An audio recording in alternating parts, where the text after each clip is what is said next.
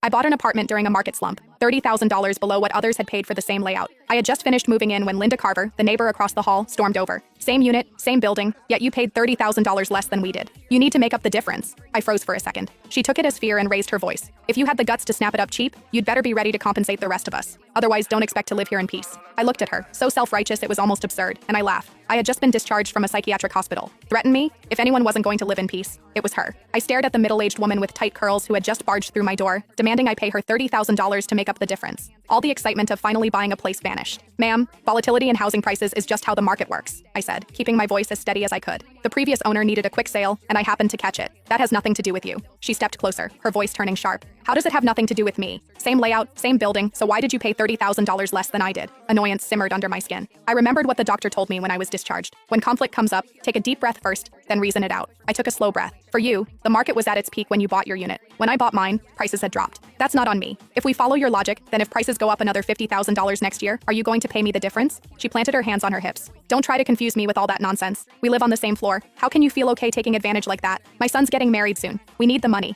You bought it cheap, so you make up the difference. If you don't fix this, don't expect to live here in peace. I let out a short laugh, irritation bubbling over before I could respond. She suddenly lunged toward my luggage, reaching straight for my bag. Where's the money? Hand it over. $30,000 and not a cent less. A flash of anger shot through me. How could someone be this unreasonable? I was just about to pull out my phone and dial 911. The moment she saw what I was doing, she spun around and headed back to her unit. As she left, she tossed over her shoulder. If you don't pay up, we'll see how long you last here. I gave a cold laugh and ignored her, shutting the door behind me. That afternoon, I went downstairs to Harper's Corner store to pick up some essentials. Denise Harper, the owner in her 50s, scanned me up and down before asking, "You just moved in? 6th floor?" I nodded. She glanced outside, then lowered her voice. "Linda Carver from 601 just posted in the resident group chat saying you bought the place to run some kind of shady business." I froze. "What?" She sighed. "You got that apartment cheap. Their family can't accept it." She pulled up the chat and showed me. The messages were filthy. Linda Carver. At everyone. What do you reckon the woman who just moved into the 6th floor does for a living? I've lived for over 50 years. I know how to read people. What decent young woman lives alone in a place that expensive? You all know what that means. Now that you say it, yeah, that's suspicious. Where would such a young girl get that kind of money? Those kinds of gigs out there pay fast. Don't let her ruin the atmosphere of this place. Heard she's not bad looking? That makes it even more likely. Anyone got her contact? Just curious? Haha, not gonna do anything. Denise shook her head. They drove out the last person who lived in your unit the same way.